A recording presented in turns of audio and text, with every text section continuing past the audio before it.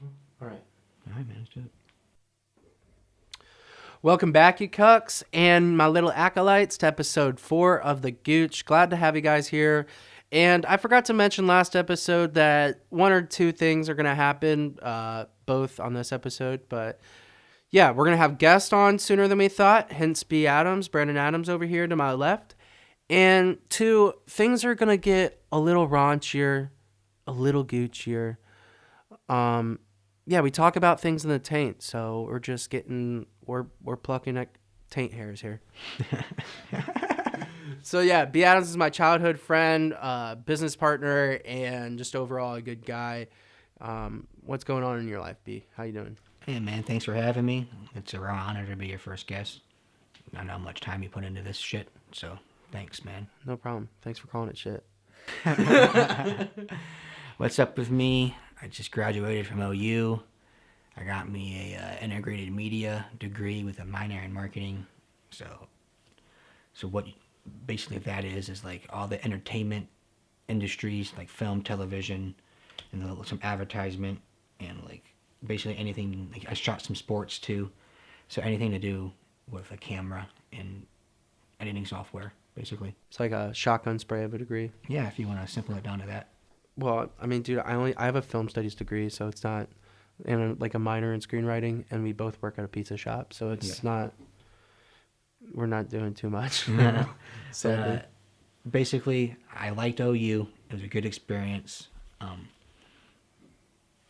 Yeah, man. So basically, I'm on a job hunt. do you think it was worth it to go to school for film, or? See, yes and no. Now you go to school, but don't just go to school. You got to go out and you got to make films. If you're not making films, you're not really learning anything. Film class and lectures basically teach you like line symmetry and like how to make a shot look symmetrical and how to play with colors and light schemes.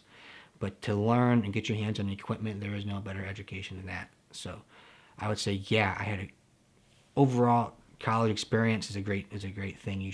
Everyone should experience, but to get it down just to film, you got to do both. You got to make films if you could, no matter what. If you're gonna be a filmmaker, you got to create.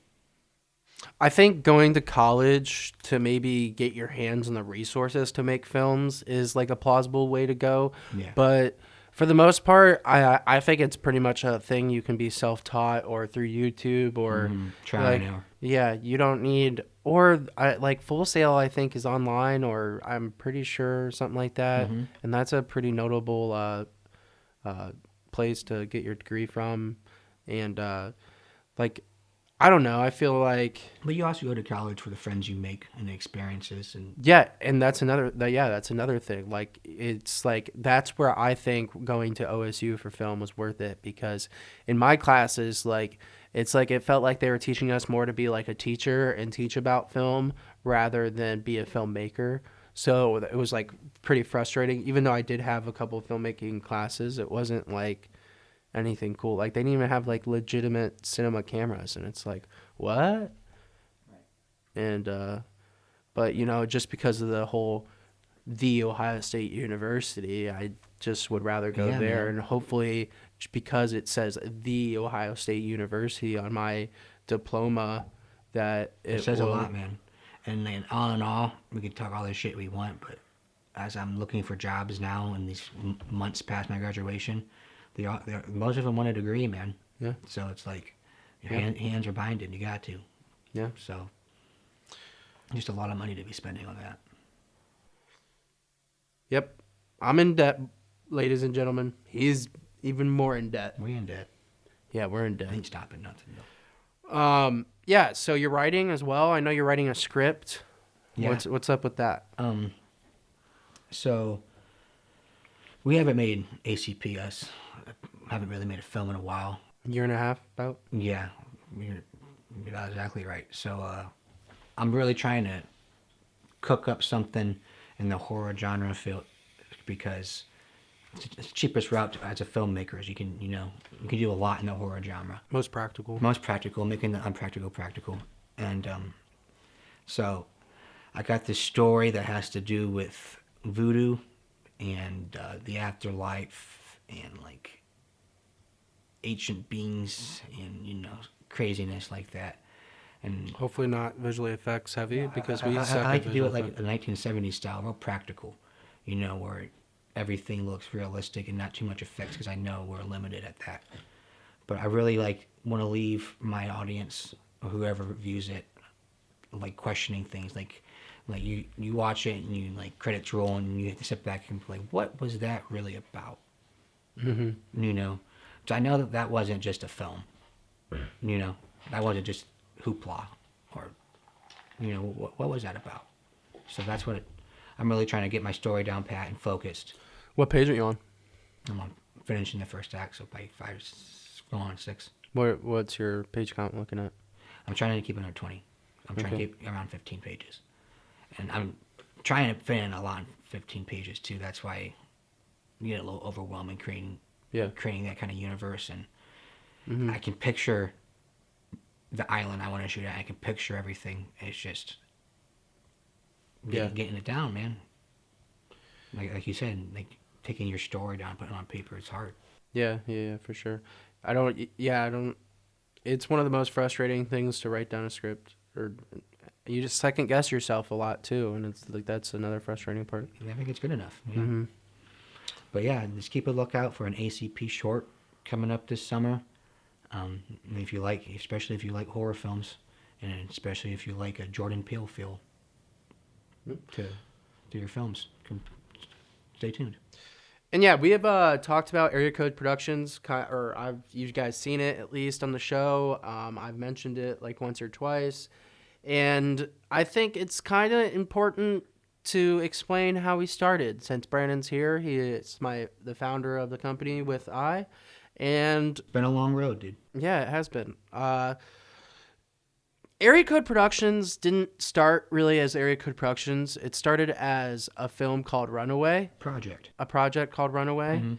And basically, it was an independent feature film that we horribly failed at making.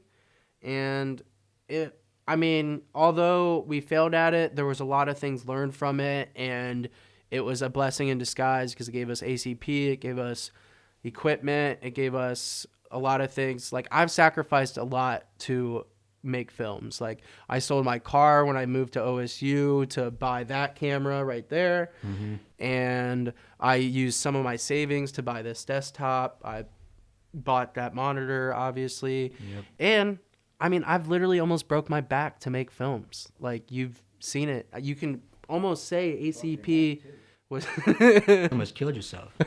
Nah, maybe not killed, but paralyzed. Yeah. ACP probably could have started very poorly. Yeah. Never started at all because all that money going in medical bills. Are you gonna pull up the backflip? Yeah. Oh Lord. You'll see why. Give some context. You'll see why I still what. So basically, this video is. This is the Kickstarter campaign video for Runaway, where we tried to raise $10,000, I believe. 12. No, we got 12, but we tried to raise 10,000, and we raised $12,666, which that was probably the first sign. No, well, this was the first sign right here, but. Yeah, we made the film starting with this, I guess. Enjoy, because I don't enjoy watching this. I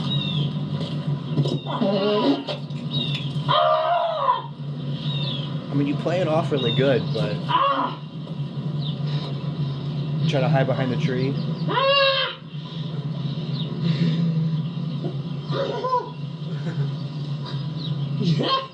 The regret. Let's not do that again. That's a horrible idea.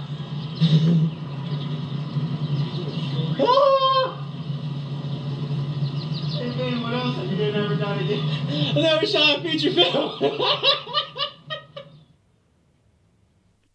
And it really was a horrible idea, because now every time I run more than a mile, I start to lose feeling in my legs. So that's not fun. And Dumbest thing I ever did, but it was also a really good thing I did because it did get us 12 grand. Sparked something, dude. Started ACP. We made one really shitty film, but like, hey, we're past it. We got through it. We learned a lot. We learned a lot from it. Yeah. A lot of mistakes were made. A lot of good things happened from it.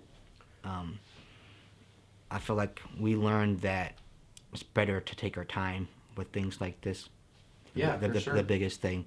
And I feel like, because you're a perfectionist, you are. And I feel like when you're rushed and you're flustered, that's when the maniac comes out. Oh, yeah, I get angry real quick. That's why Brandon's the more level-headed business partner with dealing with people. As you can see from the Gouche episodes, I tend to get a little bit passionate rather quickly, and that's not always good when you're dealing with people. So, yeah, usually I just let B nicely put my anger in a good way to them, I guess. He's a translator. Yeah. Like, what's that one Cane Pill episode with Obama?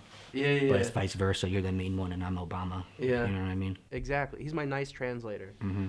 But he's more than that. He's a really good writer, I think, and he just needs to get his editing a little bit done, a little bit more technically sound. But other than that, dude's got some good creative ideas. Thanks, man. No problem. And yeah, we started Area Code Productions. We just went to Alaska, which I've talked about like once before. A few times. Yeah, a couple times. Dude, it was a good trip. Yeah, we got footage out, and you check it out on YouTube of the trip. It was a great trip. It was a great experience. It was definitely challenging though, because as like partners like that, business partners like that, we haven't spent that much stretch of time together like that, and that like grinding, grueling guerrilla style shooting. Mm-hmm. So it was really cool. And then our friend Kelly came with us. And that guy knows everything to know about the ecosystems and the nature. And we'll have Kelly on soon. Kelly is a Yeah. fucking character. Let me tell you something. Yeah. You guys will love that. JK shits or JK clits on Twitter and Instagram. I'm Give him not a follow. sure. Give him a follow. I'll link it somewhere. You'll present. Mm-hmm. Yeah. But So yeah, overall that trip was, because growing up, I never thought like, yeah, let's go to Alaska. Let's go to Alaska. You know what I mean? And then when you're out there, man, you can pull over on any part in the side of the road in any section of the state and just be like, you're never seeing like something like this again. It was great, man. you know, I never thought about it until we were there, but I never saw a glacier until we were in Alaska. I even considered like, do I even want to see a glacier? Yeah. And then when I saw it, I'm like, Those are fucking dope. yeah. Then being like stepping on one and then like having the drone fly over and seeing like the texture and the context of the glaciers, man. It was a hell of an experience. It was. But I don't know if I ever go back. I think one of those things I would go back to see Juneau since we didn't get to see the capital. But I don't think, because how expensive it is and what it takes out of you and the planning. I don't think I would go back. I think I would take all that somewhere else. You know what I mean? I'm really into Egypt. I'll go on a cruise, but yeah, like the coastal cities are cool. Fuck cruises, dude. Fuck cruises, man. You don't want that coronavirus? Coronavirus. They don't even pay their employees, dude. It's all fucked. Look it up. Are you working for the cruise? Why do you care what the employees are getting I'm paid? not gonna contribute to it though. It's not, don't give dude. a fuck. Okay, They chose to work the there. headquarters and for most cruises are based in United States, but they go off of foreign laws because they work in the sea. So they don't. Their headquarters can be in Miami, but they don't even follow United States laws. They follow like the Philippines or the Panama laws. So it's completely fucked, dude. It's a fucked system. I don't know. I thought Bill Burr had a really good joke about it where he goes like, if we want to do some like population control, just start blowing up cruise ships or sink cruise ships. Like it's the perfect demographic of people that you would want to die. Yeah, but you just said you want to fucking ride on one. People probably want me to die. I mean, dude, I say some outlandish shit. Right. There's some crazy people that do wish death on others, you know. And yeah, I'm not saying I wish that. I'm just saying it's like if we had to control the population, that would be effective. Yeah. All right, what else we got here? Yeah, you guys can watch that footage on YouTube, Area Code Productions. You can just type that in, and you'll find us. Yeah. But yeah, I think we've gotten the most out of Ohio though. Like we're pretty You much sucked it dry. yeah. We want bigger and better things. Dude, like when we graduated, we wanted to move to California this year. Like this year we were supposed to be moving to California. And we're still here and we have full-time jobs. Well, mostly for the full mostly. It's full time. It's just Yeah. not. It's restaurant stuff. Yeah. It's not what we want to do. That's a problem around a lot of the jobs that I even applied for and interviewed for around here isn't exactly what I want to do. And that's like the scary thing about this, because like, do you really want like somewhere? Because wherever you get your first job is most likely going to sink your teeth into you, and you're going to be stuck there. Mm-hmm. Not to sound like cynical or anything, but that's how it is. You know, once you get the benefits and a good salary, it's hard to leave that. So. Yeah, most people get content and they don't want to move on, or it's harder to move on for them because they already have a certain lifestyle. So There's beauty in the struggle, dude. So, you know, yeah, for sure. pressure makes diamonds, dude. So, Yeah, but it's gonna cost a boatload to get out there. Around $5,000 for 3 And months stay worth of out rent, and then just like $2.5 just to get out there, and then like a few $100s in utilities. it'll be each worth month. it, though. It will be worth it. Like you've looked at Indeed.com, there's way more job opportunities for filmmaking in California than there is It's here. not unimaginable either. Yeah. You know, it's not like, you know. Will it be tough? Yeah. We'll probably have a long commute, and it'll suck for maybe a few years, and I don't even know if it would suck. Like, I just. there'll be a I struggle. just- I There's just- going to be a struggle. Yeah, I just There's don't hope. definitely going to be a struggle. I just don't hope, like, we think the move is going to, like, automatically jumpstart our career just because we're moving, or to, like, make us happy. There's still shit we got to do. Mm-hmm. I just feel like I'm taking, like, I say working around here, what we want to do for our industry is like running on a treadmill. Mm-hmm. And I feel like moving out there is like a step off the treadmill and onto a trail. Yeah. So, if I can use that analogy.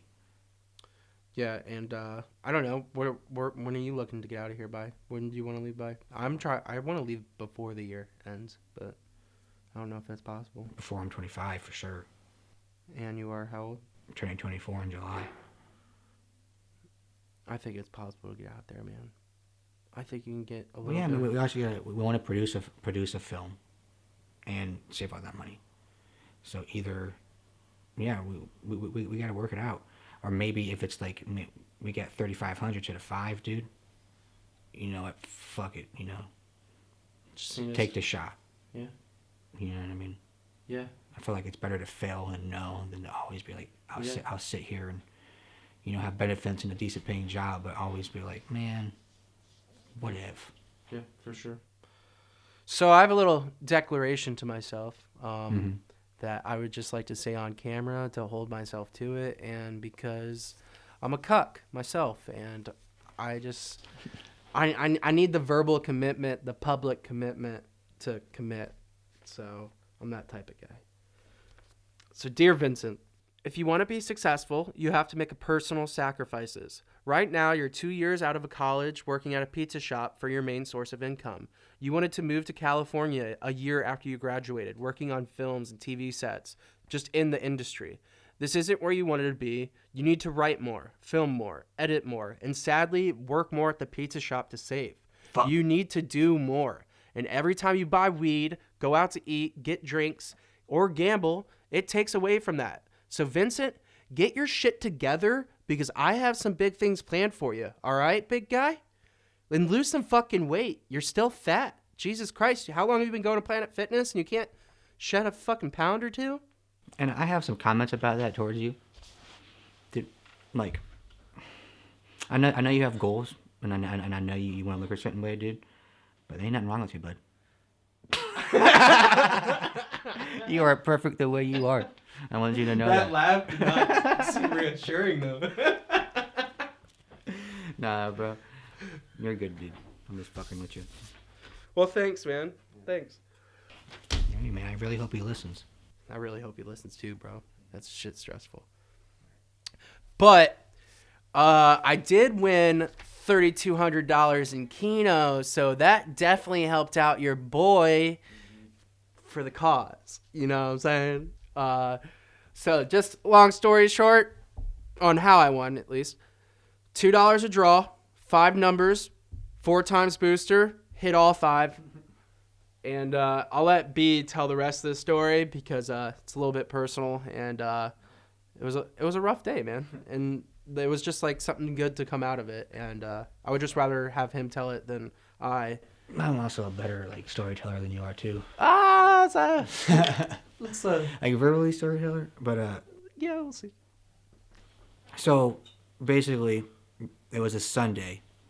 What was it, 3 Sundays ago now? So my brother had just passed, and we're at his funeral. And then my good friends, being good friends that they are, came to the funeral with me, and went to the memorial, and there as support. And we decided that we wanted to get a little drunk after it, so we went to the town tavern, our local bar, our old watering hole, and went down there. And the bar was split up in 2 halves. So you had one half filled with people kind of, talking and having a good time, and the other half completely empty. We were in the mood to sit on the other end where no one was at. We were there to drink. And like always, Vinnie always, when he goes to the bar, goes straight to the Keno machine. And so any habit, force of nature, he goes straight to the Keno machine. Before I even get my drink, boys and girls. And he plays his fucking numbers. Never won though before that. And so, no, never. He never even hit 120 was my most. Yeah. And I already put 30 in. And so it was you were 90 ecstatic bucks. for that. Yeah. So, anyways, we were all in this gloomy mood, playing darts, and watching Vinnie's draws. 3 numbers pop up. Not a big deal. Okay. And then the 4th number pops up. We're like, oh shit. Is this going to happen? Is this on today? Is this really going to happen? And then there's 3 numbers left. I remember your cynical ass saying, no, 2 numbers left. You're right. It ain't going to happen. It ain't going to happen. And next thing you know, man, that fucking 4 rolls around. There it was, dude. No, 57 hit first, and then I was like, 4's not going to hit. I was told B, 4's not going to hit. I tend to get down on myself rather quickly because if I hype myself up and I lose, I'm even more disappointed. So it's just better to disappoint yourself before you're disappointed. And but anyways, yeah, man, we're bad at math, so we added it up and we got only half, so the 1,600.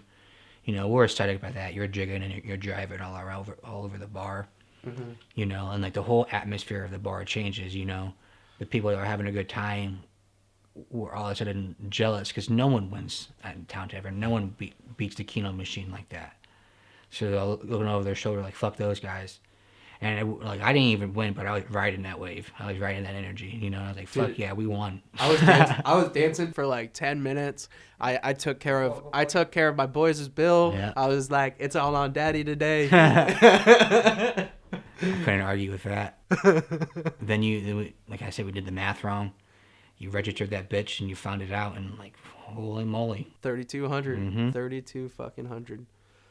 But even though I am up 3,200, I did go to the casino recently and I lost $300 more, counting me $1,500 down for the fucking year. Up and down. That pisses me off though, because that could be $1,500 towards California right now. Just in retrospect, Vinnie, you dumb little cunt. I'd be singing a different tune if you would have won and made it $3,000. Yeah. I need to go more. No, I should have been $5 a draw instead of 2, or $10 a draw. I would have came. For real. I really would have. So I have a question. What are your just thoughts on gambling? I know you don't do it much. Is it a money thing for you? Do you not do you feel like you already have too many bad vices that to add on to another one, or what's up? Well, that's a real. I guess the second thing you said, the vices. I guess so. But you also said it too, how you said damn, that could have been 1,500 toward the move. Mm-hmm. It's I just don't see a reason to risk it. Mm-hmm. I don't get. And sadly, you're more off your parents' titty than I am. I am still very much latched on to my parents' teats. Mm-hmm. You have a car payment. I know you pay. I don't know what else you pay. What else? Student loans and shit. But Yeah, I would say, now you get me on the horse track, it's a different story. I fucking love horses. Dude, I feel like that's such a hard thing to bet. I don't You understand. need money to do it, you know? Yeah. It didn't make sense why I would like it. But maybe it's because it's just the horses. And it's like, do they let you check out the horses pre-hand? Showcasing. Can you? Mhm. Like, Not like you go ask questions like, what are you feeding it and shit. But they trot it around in a circle and you Yeah, pick I'd like and, to go and, look and, like you pick out like that one's a pretty horse. I'll pick that one. You know. I'll be like, that one has I mean, a strong I mean, you can be that stupid about it, but Yeah. you know, they're just showcasing. Yeah, yeah. But my thoughts on gambling is it's completely up to you, man. It's like you got to go into it knowing that you're probably going to lose. Oh. That's why winning is so much fun. Oh yeah. I mean, this is more of a gambling analogy or metaphor or whatever, but if you make the same bet enough times, you're gonna win eventually. Like, and I mean that goes past gambling and shit. If you do something enough, you're gonna eventually hit it, and that's what I think. Like, that's what we're making a gamble with making films, man. Mm-hmm. Like, that's what we're doing. Like, we don't know if this is gonna work out at all. Like, for all we know, we'll still be working at a pizza shop just in California, and like that would suck, but like Be a step closer. yeah, Be off the treadmill. again, we're just making that constant bet. We're going in every week to the bar and we're playing Keno until we fucking get that winning ticket, dude. That's what we're gonna fucking do. Every time you walk in a bar, if you got money to drink, you got money to gamble. So put $20 in Keno, start playing it every time you drink. Hey, and eventually you're gonna hit and you're gonna come. All right. Get your numbers straight, though. Yeah, get your numbers straight. Play 4 and 69 though. I suggest that. Those hit a lot. Play 4 and 69. And wow, this is going rather well. So before we go on, we have I'm gonna put Brandon through some torture. I don't know if you guys noticed, but B. Adams got a little bit of a speech impediment, and so him reading the George Washington rules of decent behavior in company and conversation will be even more hilarious than I. So he's got plots 12 through 16, and I've read this, boys and girls, and let's just say it's not the easiest for me even. So Well, thanks, bud. yeah. Dude, I just You're doing suggest my best literally shot. just really like slowly pronunciate like I'm not like You literally- sound like my speech therapist in like 4th grade. Like, just take your time. Don't get mad, Brandon. I was mildly dyslexic, so I had help reading and writing. No, it's just really embarrassing. You're in class, a room full of people, Yeah. and a teacher comes, all right, Brandon, it's time for your reading time. And that's not what it is, you know what I mean? But, like, that's what she called it. Anyways, sidetracked it. Okay, the 12th one. Shake not the head, feet, or legs. Roll not the eyes. Lift not one eyebrow higher than the other. Wide not the mouth. And bedew no man's face with your spittle by approaching to near him when you speak. All right, so like don't raise your eyebrow at anyone, don't like Don't spit on them when shake you your speak. finger, like yeah. Be in a good enough distance. Yeah. I mean, that one we can support. There is We some can truth in support. that, but like I mean, some people talk with their hands and it's more expressive and it comes off. Italians. Yeah, You dude, I Italians. talk with my fucking hands. Like you can, like in the last episode, dude, I got so passionate Beautiful about that Ozzy. jewel fucking subject. Yeah. But the one I agree with the most on this 12th one is like don't spattle on someone's face when you speak. You know, be a good distance away, and especially if you know you're a spitter, Yeah. be a good. Like distance right now, away. my palate's a little dry. I gotta wet it. Wet it up, dude. All right, the 13th one. Kill no vermin as fleas, lice, ticks, hence in the sight of others. If you see any filth or thick spittle, put your foot dexterously upon it. I think it's dexterously. Dexterously upon it. If it be upon the clothes of your companions, put it off privately. And if it be upon your own clothes, return thanks to whom who puts it off. Thinking about that, it's actually a really dark one. Think about it says don't smash any vermin like you would a fly. Like imagine you smashing a fly. Imagine if you killed a vermin in front of someone, like you fucking smash their fucking head in. And I mean, Are we talking like raccoons and shit? dude, Vernons are like four-legged creatures. Like it's like rats and shit, not just like That flies. reminds me of a story. Remember when, I won't name drop him, but our psychopath friend butchered that goose in front of us? Oh my god. Like there's one of those times, right? So I guess we should probably tell it now, right? So our friend lives over by the lake, and he has a property on the lake, and he has a lot of these geese that come and shit all over his yard. So one day we're sitting there chilling out, and I'll never forget it. We're sitting there, this dude gets a pellet gun out. What's a pellet gun, right? Yeah, And he shoots it from across his yard, shoots it in the neck or something, and we think it's dead. So we go up to check on it, and things squirming, fighting for its life. It's sad. And without saying a word, our psychopath friend picks up this rock and smashes this goose's head in, repeatedly. Then he picks it up by its throat, and he throws it in its shed, and there it laid for about a month and a half. And that's a good friend of mine. So what does that say about me? Moving on. We won't go too psychological on this episode. Side note, I'm sorry. This is just the first episode with Brandon. There's supposed to be more, so we'll get into that later. All right. The 14th one. Turn not your back to others, especially in speaking. Jog not the table or desk on which others reads or writes. Lean not upon anyone. It's pretty much be a balanced motherfucker, Don't be drunk. It sounds like don't be drunk. Yeah. Like, wait, can I lean on a door frame while I'm talking to someone or no? Nah, no Greek shit. No. But what if you want to be cool, bro? What if I want to light up a cig and post up near like a post? According to George Washington, you're not cool. Dude, he's 14 years old when he wrote that, so fuck him. I still can't get over that. I still can't get over that. Yeah, that dude's like thinking he probably was bullied by some dude that was leaning on a post, like smoking probably a pipe back then. But all right, this one's the one that irks me, because George, you didn't do this. Keep your nails clean and short, also your hands and teeth clean. Yet without showing any great concern for them. Like, we all know that your shit was busted. Yeah, like, dude, why? All right, what was the last sentence? Yet without showing any great concern for them? What's wrong with showing great concern with your hygiene? Yeah, your hygiene. Like, I mean, don't be like a person that needs to brush his teeth after every meal or floss after every meal. You should wait till you get 2 home. times a day. Yeah, 2 times a day. Especially floss 2 times a day. If you smoke, you definitely. Yeah, and dude, honestly, you're made fun of for having wooden teeth. So, bro, what? You cuck? Agree to disagree there. All right, the 16th one, the final. This one's a good one. This one plays into today's episode, I think. Do not puff the cheeks. Do not puff up the cheeks. Laurel, not out the tongue. Rub the hands or beard. Thrust out. So do not thrust out. Do not get all macho man, Randy Savage. I think it's like this, this.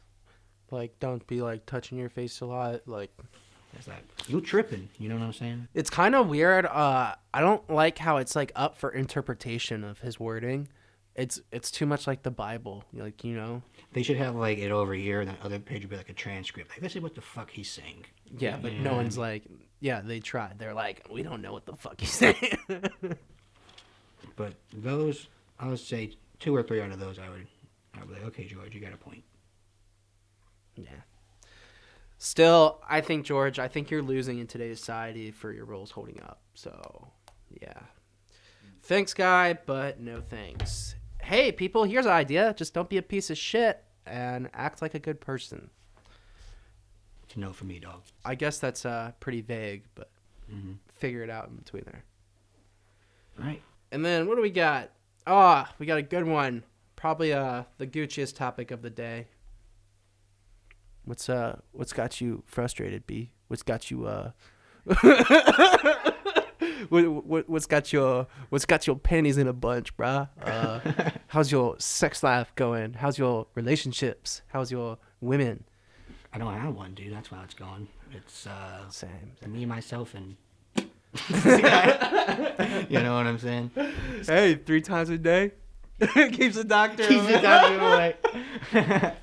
No, man, it's shit. If we're gonna get serious about it, I don't I haven't really had any like serious relationships in a long time. I think I've only had like one, maybe two. And I think we can sit here and say like, oh, like I have this certain taste, or I'm looking for this. But I also think, or more, probably more what it is that I'm just a hard fucking dude to deal with. You know what I mean? Just like, I'm like, I like conflict. So like arguing is nothing to me. You know what I mean? You can say a lot to me and not fuck with roll off my back. And I feel like I do better in like with a relationship if I can, though, argue, not necessarily like at each other's throats, but like get the feelings out. And I feel like that's off-putting to.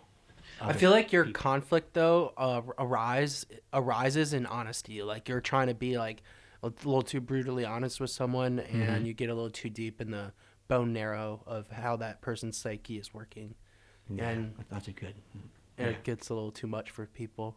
Yeah, Like, especially in a relationship. Yeah, even me and you can go at it, and I know you, so I know like we at the end of the day we're cool with it, and how, dude, we're brutally honest to each other. So it, I mean, dude, even to one each other, it hurts sometimes. So Yeah, it's not like. Oh yeah. But for a relationship thing, it's just like that mixed in with, I don't know. I don't find myself approach. I felt uncomfortable. Not uncomfortable, but like, oh, I like bone chilling. It's nerve wracking, dude, walking up to a woman, basically. You know what I'm saying, dude? I just haven't found the confidence to like do that on a regular basis, and I hate doing it when I'm liquored up because it's like. You're at a bar. You're not there to meet. Yeah. You're there to drink, really. Like, and any desirable thing in your personality is probably not going to come to light too hard at the bar. Like, it's probably more topical conversation. What kind of people are you meeting at the bar? You know what I mean? Are those people you really want to be in a long-term relationship with? Like, that's why I really look at myself in the mirror. Like, I find myself at meeting and at the bars a lot. Dude, like a good woman. I'm not saying they're not women at bars, but for the most part, you know what I'm saying. Well, the type of bars we go to, especially, and sadly, I think we've burned most of the women that we've grown up with that we can't. We're either good friends with them or don't talk to them. Yeah, good friends with them, don't talk to them, or just overall they just know us too well. Like there's too much history, there's too much. But that's funny you say that because most marriages and relationships comes from someone you grew up with and someone like. There's tons of stories where people, like a married couple, grew up in the same town, then moved away to different cities and found each other and married each other because they grew up in the same town. Well, I think that's possible. It's real, like, I think I feel. I'm sorry to interrupt. You're good. I forget. Like, I feel like the idea that you're gonna move out and find someone that's like different. It's not. That's not how it happens. You find someone in your hometown who's cut from the same cloth as you. You know what I'm saying? Mm-hmm. Well, I think it's only when the distance comes from the hometown, unless you were together pre-hand, is when you really can forge a relationship because you almost essentially don't know this person anymore. So it's like easier to start over with them than assume to know them. Exactly. And I guess the final point is, or I guess we really get into it, is like the chicks that we get involved with too are like not into the same things we are, and like, you know, there's nothing better when you're like vulnerable, like after you do the act of sex and stuff, and you're laying there naked, dude. And the vulnerability and the conversations, the pillow talk, dude. You can't just have that with everybody, dude. Yeah, no, you're right. You know, so it's like, I don't know, man. I can't really pinpoint the lack of relationship, but I think it's me more than anything, for sure. I think it's definitely me for. I personally think I'm not personally satisfied where I am in life or happy with my whole situation. Like, obviously, I'm still living with my mom. Like, this is basically the sunroom of my parents' house that we're shooting in, and like I can't bring a girl back here and like not even just to have sex, but just to like maybe if I wanted to cook dinner for her. Like, I don't want her to meet my mom on the first date. What if I don't like you? Or what if your parents don't? You know? Yeah. I don't know, man. And we never faced it yet, you know what I mean? One of those things we always like second guess, but it's probably nothing. Yeah, and when I was younger, my brother Michael, he always brought home a bunch of girls, and my mom would get like mad at him, but my like younger mind didn't realize that like it was just so many different girls, and my older mind didn't realize that like it was like okay to bring home a girl every once in a while. I just thought it wasn't okay. But my mom's always been, I think, like super critical, and I always kind of hold that in like regard for. I am a kind of a mama's boy in a way, so like she always has this saying: if she doesn't butter her toast to the edges, then you shouldn't date her. So essentially, if you butter your toast to your edges, hit me up. You're a good woman. That too, but hit me up. Hit me up. Yeah, I've had my mom straight up tell me to the face, like, no, she's not the one. Like she knows. Like, that's funny. Just like, I don't know. Your mom can be sometimes a lot though, Mm-hmm. especially with feelings and she's more into herself with feelings and all on her sleeve. Yeah, for sure. She can be a little bit more callous, a little bit. You let him build up a little bit more. Yeah, for sure. Yeah. Which leads us to our next. No, we're not done yet. How's your sex life? When's the last time you had sex? Well, I can't believe you just asked that. Dude, I don't even. Dude, it's the Gouche. We talk about things in the tape. Well, probably been like 4 months. Yeah. And like someone I know. Probably, yeah. Mm-hmm. And like I liked her too, dude. I really liked her a lot. It's just she lived somewhere like a different state and going to different things. Like she's starting like I think her masters or stuff like that, and I'm doing what I'm doing. Yeah. And just one of those things that you've known each other for a long time. You try it, but like we're on different paths. But yeah, I've been on a dry spell, and I don't even like I said it. I just don't. I need to start approaching, dude. I don't know what it is. I just fucking, dude.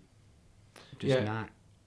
I think it's been not into it right now. I guess too. Also, and plus I'm caught up with like this other girl, dude. You know, I had feelings for her for a long time. I'm trying to find a way to express myself to her. My feelings that have been like 12 years, 10 years, but it's like, dude, that shit's hard. It's just like let it out. What if like we're like such good friends, and like you said, we're in a place where Name dropper. No, we're in a place right now. We've been friends for so long. Is it weird? Is it? It's like weird or something. But I don't want to ruin a relationship and never not see her again. You know. So. Yeah, I understand, man. I understand. I know the struggle with it too. So, best of luck with that. Yeah, I'll let you guys know next time I'm on if I ever do it. Hopefully he will, because now's the time. I feel like. Right. What about you, fucker? What about you? I don't know. I mean, I The have last time you had sex? about the same, 4 to 5 months. Not a proud one. It was a Tinder hookup, and yeah, that's mostly where I've been getting my my fix, I guess. And it's sad to say that, but I don't know. Like I said, I'm not too happy with myself. Like, even appearance-wise, I wish I was a little bit more desirable and a little bit... Not more desirable, that's a fucked way to put it, but like, just fitter. Yeah, I'm more confident in myself. And I know I can look better, and I want to look better, but I did a backflip, and I can't run more than a fucking mile without my legs going numb. So I kind of fucked myself. And, yeah, I don't know. I also feel like I have a ridiculously high standard of woman that I want to be with. And, like, that's frustrating because I don't want anyone to, like, date me for, like, I don't know, like a career or, like, anything like that. Like, I want them to have their own thing. Like, you know what I mean? Like, their own passions, their own, like... And I don't know. Maybe I want to see, like, almost like a strong... Or like a strong independent as like myself in the same way in a woman. I hear you. I feel like you've been around, maybe seen too many girls who like see like a projection of a guy's life, where he's supposed to be, and like his earnings and things like that, and they try to piggyback and ride that with them. You know what I mean? And it happens on both. Someone sees a success as what they're projected to be, and they try to like... Yeah, like my brothers and or no, not my brothers, my sisters and brother-in-law's relationship, or soon-to-be brother-in-law relationship. Like, dude, they're fucking two powerful fucking people, in my opinion. Like they make a lot of fucking bucks, and I feel like that's why me and Karina fucking butt heads so much. Like, I'm kind of brutal to her. I'm not gonna lie, but she's set in her ways, I'm set in mine, and yeah. You guys are also very similar too, where you're right, I'm right, you're wrong. Yeah. And you both think that. Yeah. So. They're Wow. two Rams button heads. But I don't know, dude, man. I think like with our relationship, I think right now we kind of just have this like faulty thinking of like what our relationship is, and we just need to like. We don't have any like experience with it either. We don't know Exactly. And that's we're why supposed it's to probably lose faulty. and like why are we lose trying- things about ourselves and dedicate to the other person and like give up some of the things for the other person and like compromise and like we have never thought about anything else besides ourselves. And so it's kind of foreign to us to be like, you know what, I'm gonna devote more than 50% of my life to this other person. Yeah. And I'm also afraid like what if it all like because I've also seen relationships where that person devotes the whole entire like for years and it just and it ends in a day. And Well, it's because and people devote themselves to shitty people, and that's never good. Because like sometimes people aren't. sometimes ready you to be in don't a know relationship, someone. too. Sometimes you really don't know. Like you need to know yourself independently before you can be in a relationship to know also what like you're yourself. with them. Yeah. You gotta have some self-love, man, before you do love anything Yeah, else. I'm not saying I hate myself either. I'm just saying is like, I don't know, like, I feel like I would be too caught up in other things, and I wouldn't want to do too much with, like, I like my alone time, especially, like, I don't know, but then I also, I don't know, there's that gap in there. I don't know, man. Dude, it's like one of those things. Like you like your alone time. It's like, But it gets lonely. yeah. So depressing. I was trying to find. Like, I'm trying to yeah. find a way to say it. It's like you like being alone, alone time and stuff, but you get lonely. You know what I mean? It's like you have friends to talk to, you have like family members to talk to, but you don't have an intimate other. It's lonely. You know what I'm saying? Like that pillow talk I was talking about. Like you think, And I think moving to California would also help with relationship. Not that like how we are, but saying is we don't know anyone there. it would force and us. it would force us to like reach out more. Two things would happen. Either we would reclude more, and be like, oh fuck, or we'd get out. Well, we would have to do that to start because we don't have any money, but we'll definitely find our time. we can we'll meet definitely- people, like get on sets and meet people. Yeah, like and I even mean, do that around here. Like I said at the beginning of the episode, I don't want like we think we're gonna move to California and all this is gonna happen. We still have to go out there and like hustle. do it. Yeah, you know what I'm saying? Yeah, for sure. Yeah. So 2020, I think, save money, get in a relationship. I mean, I'm not gonna make it a goal to get in a relationship. I think that, like I said, faulty thinking. Try to. Yeah. Maybe flirt more. Maybe. Yeah, go flirt out, more do would not probably flirt be. Yeah, I would like to flirt more. I would say that's a better one. Platonic. Yeah. Let's get something platonic going. All right, so our last thing of the podcast of episode 4 are gender annoyances. It's It's a big one. yeah, kind of a big subject to talk about for sure. Guys, what's up? What are you doing? Huh? Why are you drinking all that alcohol when you know you're about to get pissed, huh? Why are you about to go to the bar and throw down on some motherfuckers when you drink all that alcohol? What makes you do that? What makes you want to do that, huh? That's not cool. That's not cool at all. Like, what the Not fuck are chill. you doing, man? Like, all right, if you can't handle your alcohol, you shouldn't be going to the bar and fighting people. Like, if you're in a bad state of mind, you shouldn't be drinking alcohol. Like, alcohol intensifies any emotion that you have. So, if you're feeling sad, intensifies when you drink alcohol, and it's a depressant. So, unless you're drinking tequila, I think that's actually a upper for some reason. I don't know. It's the only alcohol I think that's.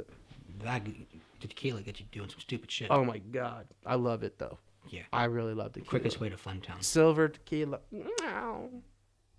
But yeah, I don't know what's up with fellas. I mean, I've been guilty of going out on some built up tension and some shit, and I've been building in and getting drunk, and then it squeaks out. But you gotta be smarter than that, man. You gotta be self-aware to where it's like, you know, if I drink this, why end up bad, you know? Guys don't see that. It's like built up tension dudes have and rage that they don't deal with before they come out. Yeah. And it's the macho men do that. You can't do nothing about it. Those dudes are king of the castle wherever they go. alpha males, the dickheads. You just gotta deal with them. And 3, I think females entice fighting. Not like they like go out there like you should fight him. Just like No, them physically being there. being there. Yeah. Like literally. Yeah, I agree with that. It reminds me of that story.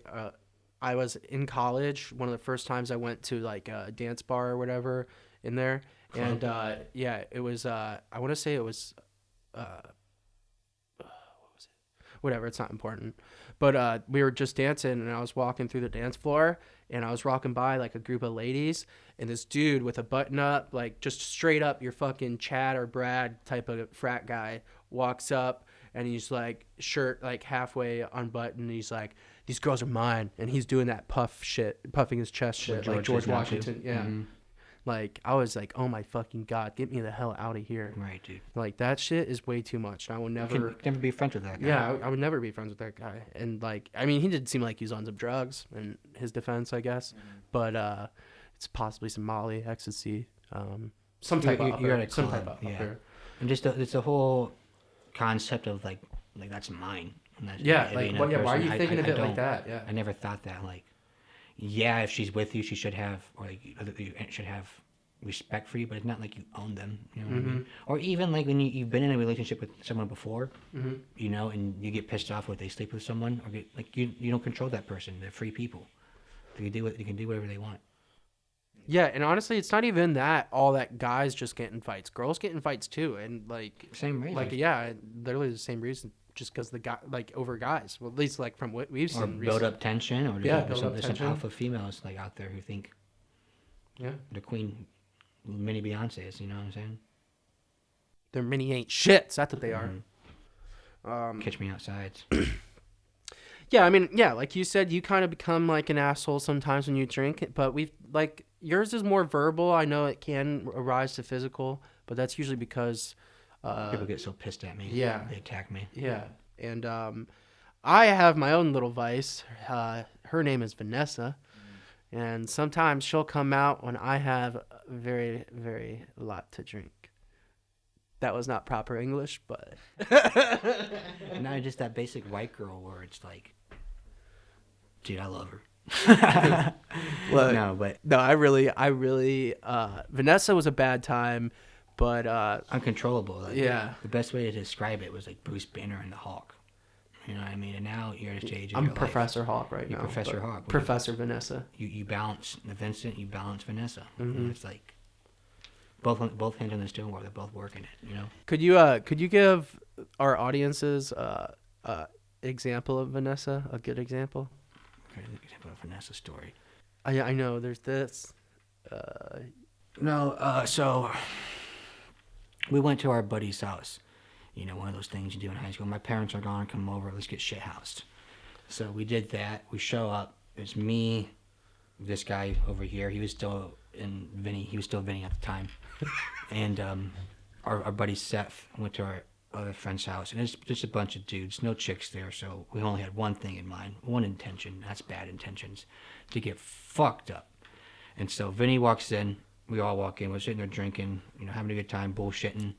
And somehow, in some manner, someone told Vinny that he should chug a whole entire bottle of Lady Bly. Now, Lady Bly is like, how do you describe Lady Bly? I said Lady Bly is Captain Morgan's cousin that he sleeps with. Yeah. So, without question, Vinny grabs it, cracks it open. And it was like a quarter of it. It was just the last quarter. But it was a lot. Yeah. And regardless, it was like 3/4 of a Lady Bly bottle. Completely chugged it in like 5 gulps. So he's fucked up.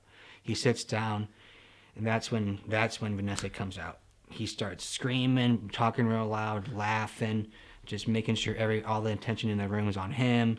This and that. The next thing you know, he said, I have to go pee, and it's so bad that he needs someone to help to carry him outside to go pee.